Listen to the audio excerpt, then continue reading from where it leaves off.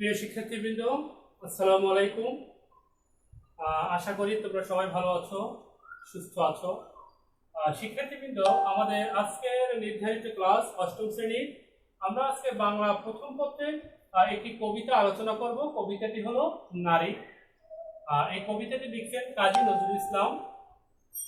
তো কাজী নজরুল ইসলাম সম্পর্কে তোমরা অবগত আছো, কারণ পূর্বের ক্লাসেও তোমরা তার অনেক রচনা পড়েছো। তো কাজী নজরুল ইসলাম 1899 খ্রিস্টাব্দের 24শে মে আর বাংলা 1306 বঙ্গাব্দের 11ই জ্যৈষ্ঠ বর্ধমান জেলার আসানসোল মহকুমার চুরুলিয়া গ্রামে জন্মগ্রহণ করেন। সাহিত্যকর্ম, তিনি অনেকগুলো কাব্যগ্রন্থ রচনা করেন, যার মধ্যে উল্লেখযোগ্য কাব্যগ্রন্থগুলো হলো বিষের বাসী, সাম্যবাদী, অগ্নিবীণা, চক্রবাক, সিন্ধু হিন্দু ইত্যাদি ইত্যাদি। আর তিনি উপন্যাসও লিখেছেন, মৃত্যু ক্ষুধা, কুহেলিকা ইত্যাদি, এগুলো তার উপন্যাস। তার অনেকগুলো গল্পগ্রন্থ আছে, শিউলিমালা, ব্যথার দান ইত্যাদি। নাটক আছে, আলেয়া, ঝিলিমিলি, আরো অনেকগুলো নাটক আছে। তার উল্লেখযোগ্য যে প্রবন্ধ গ্রন্থ, যুগবাণী, রাজবন্দী, জবানবন্দী, রুদ্রমঙ্গল, এগুলো তার বিখ্যাত প্রবন্ধ গ্রন্থ। তো এই শিল্পী বা কবি 1976 সালের 29শে আগস্ট মৃত্যুবরণ করেন। আসলে কাজী নজরুল ইসলাম সম্পর্কে বলতে গেলে অনেক সময়ের দরকার। তো যেহেতু আমরা অত সময় পাবো না, সেহেতু আমরা সামান্য আলোচনা করি যে তিনি বিদ্যালয়ের পড়াশোনা শেষ করতে পারেননি, কারণ আমরা জানি ছোটবেলায় তার আর্থিক সমস্যা ছিল। তিনি আসলে গরিব ঘরে জন্ম নিয়েছেন। তো আর্থিক সমস্যার কারণে তিনি লেখাপড়া শেষ করতে পারেননি। দশম শ্রেণীর ছাত্র থাকাকালে প্রথম বিশ্বযুদ্ধ শুরু হয়। আর শুরু হলে তিনি স্কুল ছেড়ে বাঙালি পল্টনে যোগদান করেন। এর মাঝখানে তাকে রুটির দোকানে কাজ করতে হয়েছে, লেটোগানের দলে যোগ দিতে হয়েছে খাবারের জন্য, অর্থাৎ পয়সা উপার্জনের জন্য। কারণ আমরা আগেই বলেছি যে তিনি অত্যন্ত গরিব ছিলেন, যার কারণে লেটোগানের দলে রুটির দোকানে কাজ করে তাকে জীবিকা নির্বাহ করতে হয়েছে। তো এরপরে তিনি দ্বিতীয় বিশ্বযুদ্ধের সময় সেনাবাহিনীর সদস্য হিসেবে যোগ দিয়ে তিনি বাঙালি পল্টনে যোগদান করেন প্রথম বিশ্বযুদ্ধের সময়। তো সেই প্রথম বিশ্বযুদ্ধে তিনি বাঙালি পল্টনে যোগদান করেন। আর যুদ্ধ শেষ হলে 1919 খ্রিস্টাব্দে বাঙালি পল্টন ভেঙে দেওয়া হয়। কারণ আমরা জানি যে প্রথম বিশ্বযুদ্ধ শুরু হয়েছিল, খুব পৃথিবীব্যাপী একটা আলোড়ন তৈরি করেছিল। সেখানে কিছু অক্ষ শক্তি ছিল, কিছু মিত্র শক্তি ছিল। তো সেই যুদ্ধের যে ধামামা, সেটা পৃথিবীর সব জায়গায় ছড়িয়ে পড়েছিল। আর সেই প্রথম বিশ্বযুদ্ধে কাজী নজরুল ইসলাম সেনাবাহিনীর সদস্য হিসেবে যোগ দিয়ে তিনি বাঙালি পল্টনে যান। আর যুদ্ধ শেষ হলে 1919 খ্রিস্টাব্দে বাঙালি পল্টন ভেঙে দেওয়া হয়। নজরুল কলকাতায় ফিরে এসে সাহিত্য চর্চায় আত্মনিয়োগ করেন। 1919 খ্রিস্টাব্দে যখন যুদ্ধ শেষ হয় এবং বাঙালি পল্টন ভেঙে দেওয়া হয়, নজরুল তখন কলকাতায় ফিরে এসে সাহিত্য চর্চায় আত্মনিয়োগ করেন। এ সময় তিনি সাপ্তাহিক বিজলি পত্রিকায় তার বিদ্রোহী কবিতাটি প্রকাশিত হলে চারিদিকে সুনাম ছড়িয়ে পড়ে। তার কবিতায় পরাধীনতা ও অন্যায়ের বিরুদ্ধে বিদ্রোহ উচ্চারিত হয়েছে। অবিচার ও শোষণের বিরুদ্ধে তিনি প্রবল প্রতিবাদ করেন, এজন্য তাকে বিদ্রোহী কবি বলা হয়। অর্থাৎ অন্যায়, অত্যাচার, শোষণ আর এই বৈষম্য, আর্থিক, সামাজিক, এসবের বিরুদ্ধে যে তিনি তার লেখনী ধারণ করেছেন, তিনি তার সুতীক্ষ্ণ লেখনীর মাধ্যমে প্রতিবাদ করেছেন, সেজন্য তাকে মূলত বিদ্রোহী কবি বলা হয়। আর তার রচনাবলী অসাম্প্রদায়িক চেতনার এক উজ্জ্বল দৃষ্টান্ত। কারণ অসাম্প্রদায়িক মানে কোনো সাম্প্রদায়িকতা থাকবে না। হিন্দু, মুসলিম, বৌদ্ধ, খ্রিস্টান, সব ধর্মের, সব শ্রেণী পেশার মানুষ সুষমভাবে সমাজে বসবাস করবে সম্প্রীতির সাথে। তার লেখনের মাধ্যমে তিনি এটাই প্রকাশ করতে চেয়েছেন, এই মেসেজটাই সবার কাছে তুলে ধরতে চেয়েছেন। এই জন্য তাকে অসাম্প্রদায়িক লেখকও বলা হয়। এবং তার লেখায় সেই অসাম্প্রদায়িক চেতনার এক উজ্জ্বল দৃষ্টান্ত পাওয়া যায়। সাহিত্যের সকল শাখায় তার প্রতিভা রয়েছে। তিনি সাম্যবাদী চেতনাভিত্তিক কবিতা, শ্যামা সঙ্গীত, ইসলামী গান ও গজল এসব লিখেও অনেক প্রশংসা কুড়িয়েছে। তো কবি সম্পর্কে আসলে বলতে গেলে শেষ হবে না, অনেক বলার আছে, তারপরেও আমরা সংক্ষেপে আলোচনা করেছি। তো এরপরে আমরা নারী কবিতাটি দেখব, তার একটি অনন্য সৃষ্টি। নারী কবিতাটি লিখছেন কাজী নজরুল ইসলাম। দেখো তোমরা বইটা একটু খুলে নাও সামনে। সাম্যের গান গাই, আমার চক্ষে পুরুষ রমণী, কোনো ভেদাভেদ নাই। অর্থাৎ তিনি সাম্যের গান গেয়েছেন। সাম্য মানে হলো সমতা, অর্থাৎ সবাই সমান। এখানে মূলত তিনি নারী পুরুষ উভয়কে সমান মর্যাদা দিয়েছেন। মূলত বিশ্বের যা কিছু মহান সৃষ্টি চির কল্যাণকর, অর্ধেক তার করিয়াছে নারী, অর্ধেক তার নর। বিশ্বে যা কিছু কল্যাণকর তৈরি হয়েছে, অর্থাৎ বিশ্বে ভালো যা কিছু সৃষ্টি হয়েছে, তার জন্য যেমন নারীর পুরুষের অবদান রয়েছে, তেমনি নারীরও অবদান রয়েছে। অর্থাৎ পৃথিবীতে ভালো যা কিছু সৃষ্টি হয়েছে তার অর্ধেক অবদান নারীর এবং অর্ধেক নর মানে পুরুষের। বিশ্বে যা কিছু এলোপাপ তাপ বেদনা অশ্রু বাড়ি, অর্ধেক তার আনিয়াছে নর, অর্ধেক তার নারী। বিশ্বে যত খারাপ কিছু হয়েছে, যত পাপ তাপ এসেছে, যত ধ্বংস প্রলয় এসেছে, এগুলোর জন্য যেমন অর্ধেক নারী দায়ী, তেমনি অর্ধেক পুরুষরাও দায়ী। তো এক কথায় বুঝতে পারি, বিশ্বে যত ভালো কাজ হয়েছে, যত খারাপ কাজ হয়েছে, যত পাপ তাপ হয়েছে, সব কিছুর মূলে অর্ধেক যেমন নারীর অবদান, তেমনি অর্ধেক পুরুষের অবদান। জগতের যত বড় বড় জয়, বড় বড় অভিযান, মাতা ভগ্নী ও বধূদের ত্যাগে হইয়াছে মহিয়ান। জগতের যত বড় বড় জয়, আমরা যদি ইতিহাস পড়ি, ইতিহাস জানি, তাহলে ইতিহাসে যে বড় বড় জয়গুলো হয়েছে, সেই একদম প্রাচীন প্রাগৈতিহাসিক কাল থেকে যে যুদ্ধগুলো হয়েছে, যে সংগ্রামগুলো হয়েছে, রাজার সাথে রাজার, আবার সেই সাম্রাজ্যবাদী যে চেতনা নিয়ে তারা যে যুদ্ধগুলো করেছে, সেখানে সবগুলাই যে জয়ী হয়েছে, তাদের মধ্যে কিন্তু শুধু পুরুষের অবদান আছে এমন নয়, সেখানেও নারীদের অবদানও রয়েছে। অর্থাৎ সেই বড় বড় অভিযানে যে জয়ী হয়েছে, সেখানে নারীদেরও একটি অবদান রয়েছে।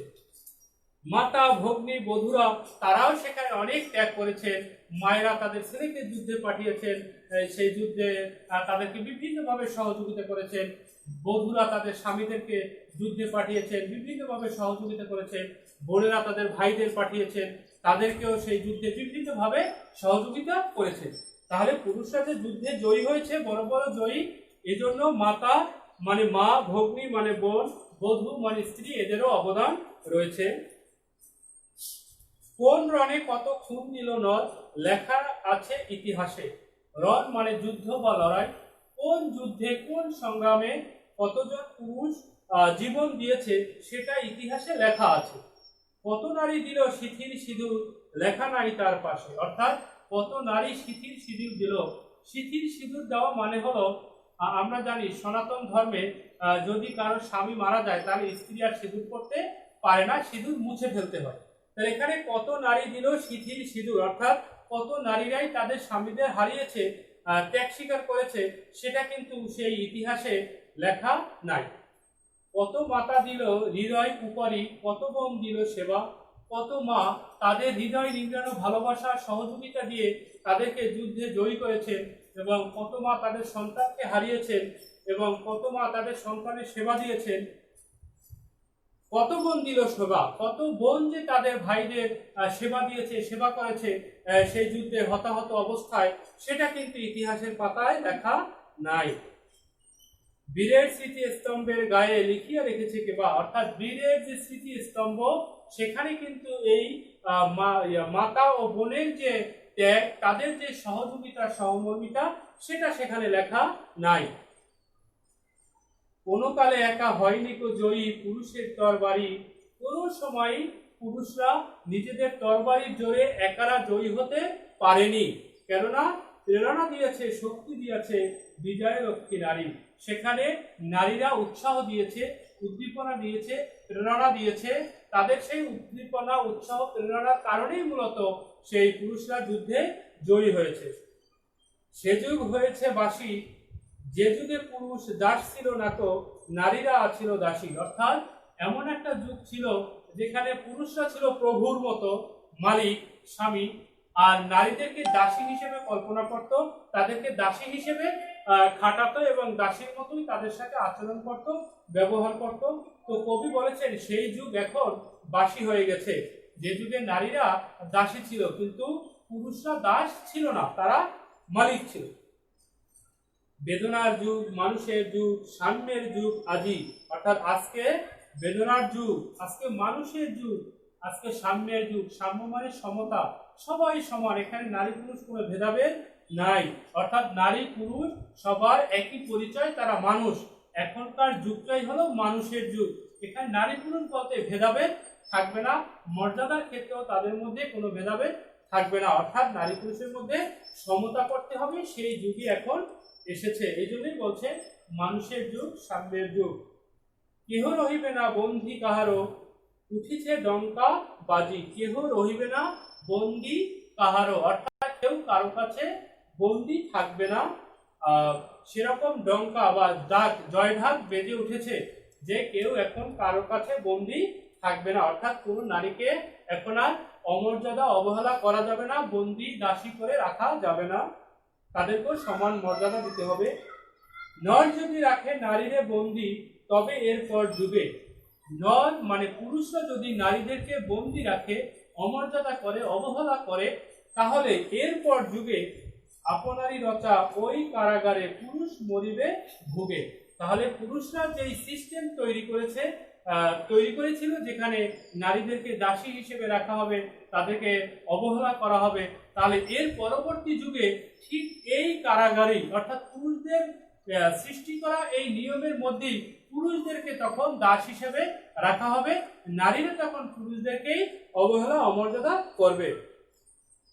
যুগের ধর্ম এই। তাহলে যুগের ধর্ম হলো যে কোনো অন্যায় করলে তার প্রতিদান দিতে হয়। অর্থাৎ আজকে যদি আমরা নারীদেরকে অবহেলা করি, অমর্যাদা করি, দাসী কল্পনা করি, তাহলে পরবর্তী যুগে সেভাবে আমরাও পস্তাতে হবে আমাদেরও। পীড়ন করিলে সে পীড়ন এসে পীড়া দেবে তোমাকে। অর্থাৎ কাউকে আঘাত করলে সে আঘাত একসময় তুমি নিজেই পাবা। এজন্য যদি তাদেরকে আমরা এখন অসম্মান করি, অমর্যাদা করি, অবহেলা করি, তাহলে একসময় আমরা তাদের মতোই অপমানিত হব। এটাই যুগের ধর্ম। তো শিক্ষার্থীবৃন্দ, আমরা নারী কবিতাটি আমরা পাঠ করেছি অর্থ সহকারে। তো এখানে পাঠের উদ্দেশ্যটা দেখো, মানব সভ্যতায় নারীর অবদান যে পুরুষের চেয়ে কোনো অংশে কম নয়, নারীর অধিকারের প্রতি যে আমাদের সচেতন থাকতে হবে, এই কবিতাটা পাঠ করে শিক্ষার্থীরা সেই বিষয়টি অবগত হবে এবং নারীর প্রতি শ্রদ্ধাশীল হবে। আর নারী কবিতাটি কবি কাজী নজরুল ইসলামের সাম্যবাদী কাব্যগ্রন্থ থেকে নেওয়া হয়েছে। কারণ কবি যে অনেকগুলো কাব্য লিখেছেন তার মধ্যে একটি হলো সাম্যবাদী। এই সাম্যবাদী কাব্যগ্রন্থ থেকেই মূলত এই নারী কবিতাটি নেওয়া হয়েছে। সাম্যবাদী কবি নর নারী উভয়কেই মানুষ হিসেবে দেখেন। তিনি জগতে নর ও নারী সাম্য বা সমান অধিকারের আস্থাবান। তার মতে পৃথিবীতে মানব সভ্যতা নির্মাণে নারী ও পুরুষের অবদান সমান, কিন্তু ইতিহাসে পুরুষের অবদান যতটা লেখা আছে নারীর অবদান ততটা লেখা হয়নি। কিন্তু এখন দিন এসেছে সম অধিকারের, তাই নারীর উপর নির্যাতন চলবে না, তার অধিকারকে ক্ষুণ্ণ করা চলবে না। নারী পুরুষ সবাইকে সুন্দর ও উজ্জ্বল ভবিষ্যৎ রচনা করতে হবে সম্মিলিতভাবে। অর্থাৎ নারী পুরুষ কেউ কাউকে বাদ দিয়ে একটা সমাজকে এগিয়ে নিতে পারবে না। যেমন আমরা জানি যে রোকেয়া সাখাওয়াত হোসেন তিনি কিন্তু নারীদেরকে বলছিলেন অর্ধাঙ্গিনী এ কারণে, অর্থাৎ একটা সমাজকে, যেমন আমাদের দুই পা, তিনি উদাহরণ দিয়েছিলেন যে আমাদের দুই পা, এক পা যদি বন্ধ থাকে আর এক পা দিয়ে যেমন হেঁটে আগানো যায় না, সামনে এগোতে পারবে না, তেমনি নারী পুরুষও ওই দুই পায়ের মতো বা দুই হাতের মতো, যেখানে একজনকে বাদ দিয়ে আরেকজন একটি সমাজকে সুন্দর ও সুশৃঙ্খল সমাজে পরিণত করতে পারবে না। একটি সমাজকে সুন্দর ও পরিমার্জিত হিসেবে তৈরি করতে হলে, সম্প্রীতির সাথে বসবাস করতে হবে, সেখানে নারী পুরুষের উভয়ের সমান অবদান থাকতে হবে, উভয়ের সমান যোগ্যতার দরকার। সেখানে কেউ কাউকে বাদ দিয়ে বা অবহেলা করে একটি একটি সমাজকে আদর্শ সমাজ হিসেবে তৈরি করতে পারবে না। সেই কথাটি মূলত কাজী নজরুল ইসলাম এই নারী কবিতার মধ্যে তুলে ধরেছে। তো শিক্ষার্থীবৃন্দ, আশা করি তোমরা কবিতাটি বুঝতে পেরেছো অর্থ সহকারে। তো এবার তোমাদের কিছু বাড়ির কাজ দিব।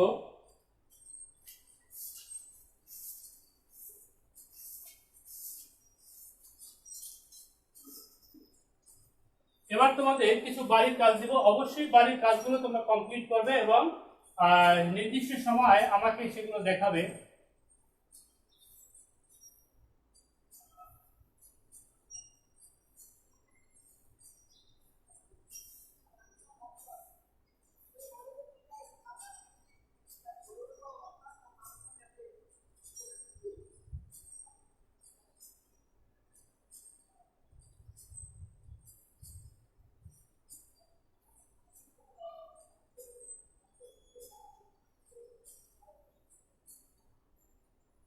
বাড়ির কাজ হিসেবে আমরা শুরুতে কিছু জ্ঞানমূলক প্রশ্ন দিব, যেমন কবি কিসের গান করেন?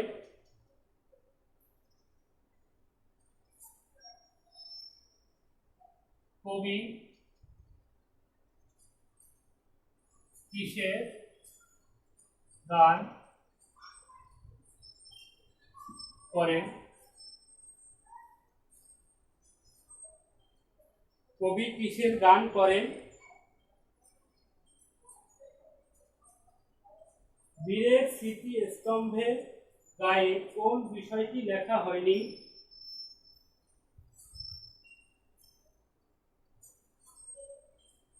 বীরের স্মৃতি স্তম্ভের গায়ে কোন বিষয়টি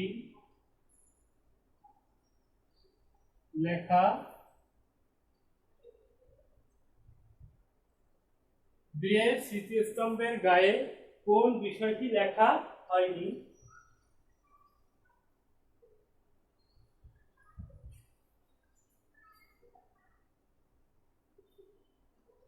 নারী কবিতায়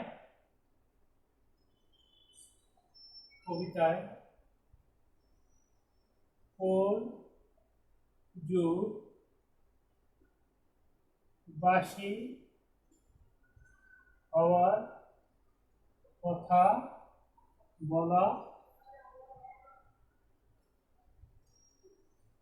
হয়েছে? নারী কবিতায় কোন যুগ বাসী হওয়ার কথা বলা হয়েছে? যুগের ধর্ম কি?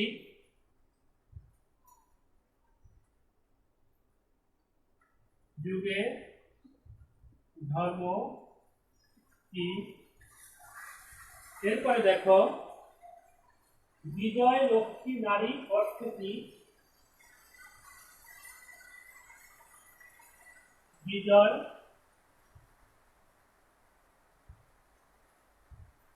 লক্ষ্মী নারী অর্থ কি? বিজয় লক্ষ্মী নারী অর্থ কি? বিজয় লক্ষ্মী নারী অর্থ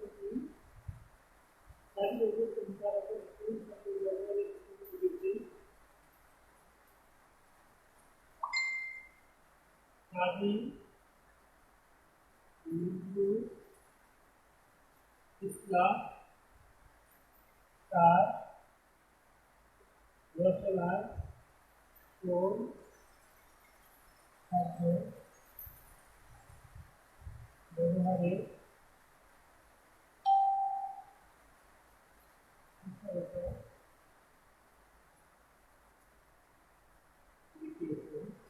দেখো, আর এই 6টি জ্ঞানমূলক প্রশ্ন দিয়েছি। কবি কিসের গান করেন? বীরের স্মৃতি স্তম্ভের গায়ে কোন বিষয়টি লেখা হয়নি? নারী কবিতায় কোন যুগ বাসী হওয়ার কথা বলা হয়েছে? যুগের ধর্ম কি? বিজয়লক্ষ্মী নারী অর্থ কি? কাজী নজরুল ইসলাম তার রচনায় কোন শব্দ ব্যবহারে কুশলতা দেখিয়েছেন? আর শিক্ষার্থীরা, এই 6টি জ্ঞানমূলক প্রশ্ন, এরপরে আমরা কিছু উদাহরণমূলক প্রশ্ন দেব। 6টি জ্ঞানমূলক প্রশ্ন, 6টি জ্ঞানমূলক প্রশ্ন। 6টি জ্ঞানমূলক প্রশ্ন, 6টি জ্ঞানমূলক প্রশ্ন। 6টি জ্ঞানমূলক প্রশ্ন, 6টি জ্ঞানমূলক প্রশ্ন।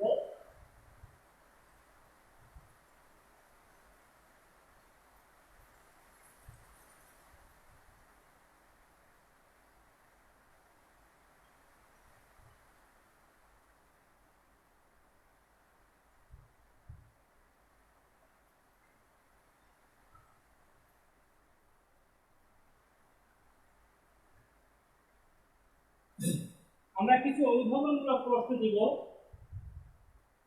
সাম্যের গান বলতে কি বোঝানো হয়েছে?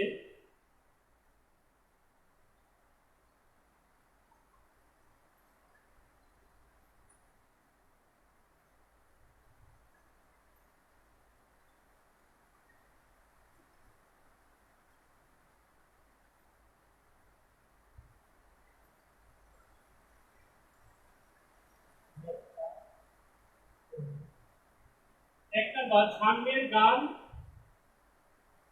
গান বলতে কি বোঝানো হয়েছে ব্যাখ্যা করো। বিশ্বের যা কিছু মহান সৃষ্টি ছিল কল্যাণকর,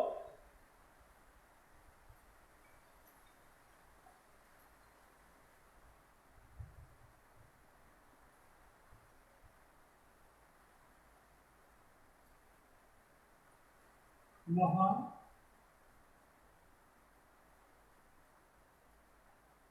সৃষ্টি ছিল কল্যাণকর। বিশ্বের যা কিছু মহান সৃষ্টি ছিল কল্যাণকর, অর্ধেক তার করিয়াছে নারী, অর্ধেক তার নর।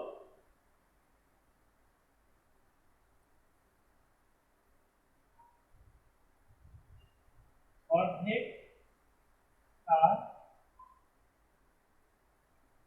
করিয়াছে নারী, অর্ধেক তার নর। ব্যাখ্যা করো।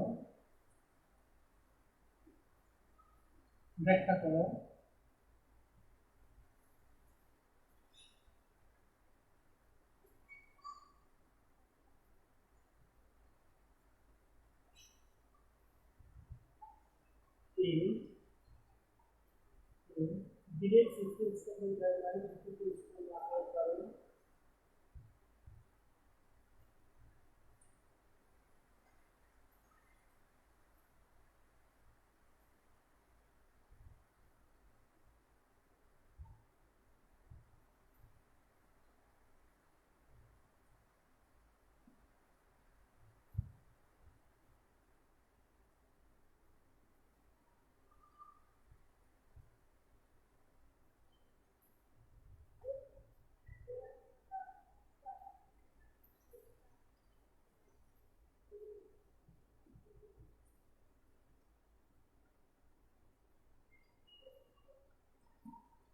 বীরের স্মৃতিস্তম্ভের গায়ে নারী কৃতিত্ব স্থান না পাওয়ার কারণ। কৃতিত্ব স্থান না পাওয়ার কারণ ব্যাখ্যা করো। কবি বর্তমান সময়কে মানুষের যুগ বলেছেন কেন? কবি বর্তমান সময়কে মানুষের যুগ বলেছেন কেন?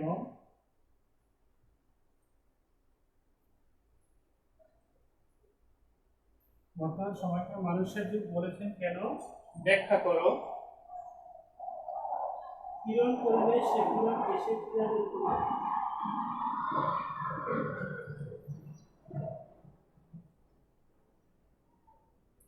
কিরণ করিলে সে কিরণ এসে ক্রিয়া দিবে তোমাকে।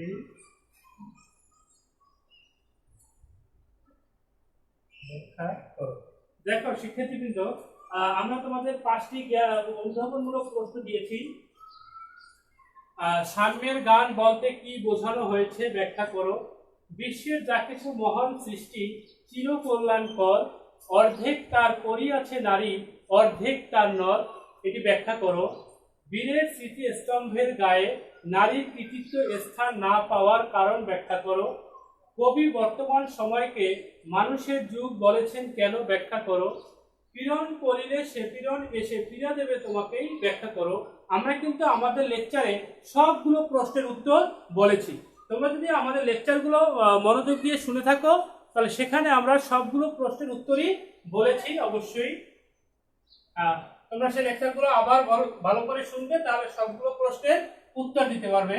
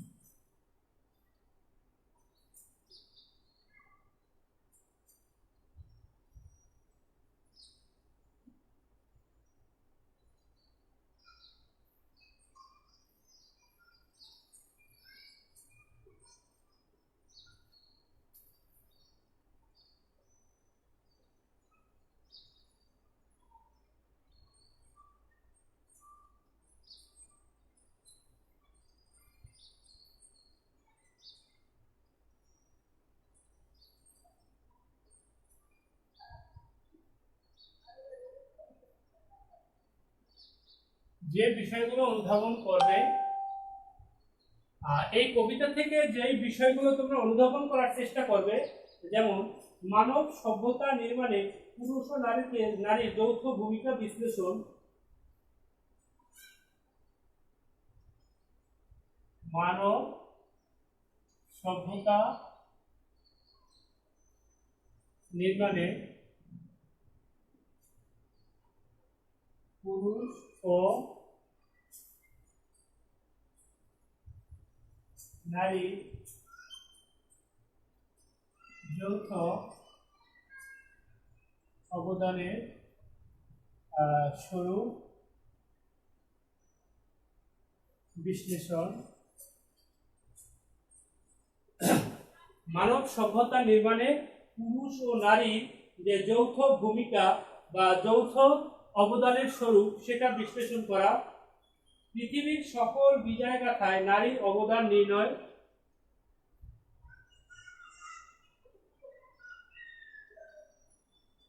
পৃথিবীর সকল বিজয় গাথায় নারীদের অবদান নির্ণয়। পৃথিবীর সকল বিজয় গাথায় নারীদের অবদান রয়েছে সেটি নির্ণয় করা। ইতিহাসে নারীর অবদানের প্রতি উপেক্ষার স্বরূপ।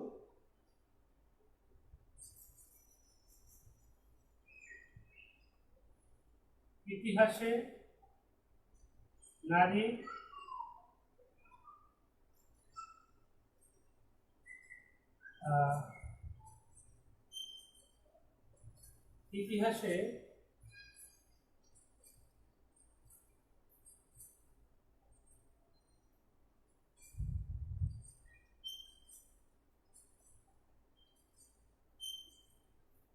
ইতিহাসে নারীর অবদানের প্রতি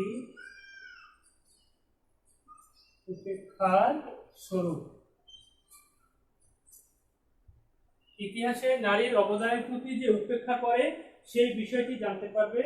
পুরুষ ও নারীর সমান অধিকারের গুরুত্ব।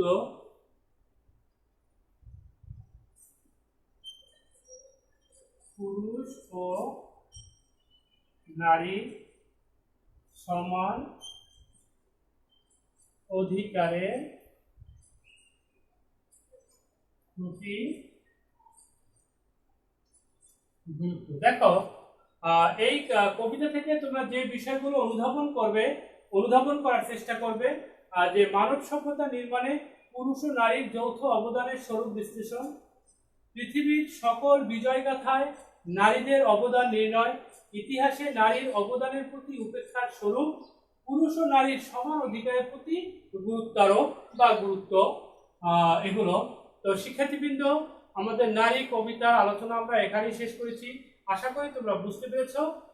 তো তোমরা সুস্থ থাকো, ভালো থাকো। তোমাদের সাথে দেখা হবে পরবর্তী ক্লাসে। আল্লাহ হাফেজ।